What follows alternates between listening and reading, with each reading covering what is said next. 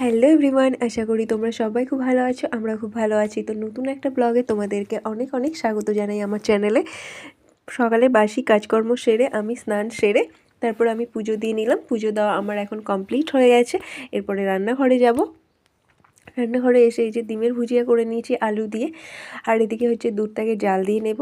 এরপর আমি ব্রেকফাস্ট করব দুধ আর কর্নফ্লেক্স দিয়ে, তাই বানিয়ে নিচ্ছি।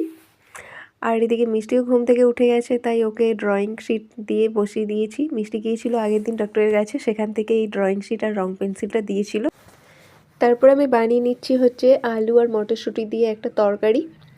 আর মাছটাকে ভালো করে ক্লিন করে নিয়ে হলুদ আর লবণ মাখিয়ে নিচ্ছি। মিষ্টির ভাতও রেডি করে ফেলেছি। মাছ ভাজা কমপ্লিট। এরপর হচ্ছে আমি বেগুন কেটে রেখেছি, দেখো। বেগুনটাকে এই যে মাছের তেল দিয়ে বানিয়ে নিলাম। আর মটরশুঁটির তরকারিও রেডি, আর এদিকে মাছের তরকারিও রেডি।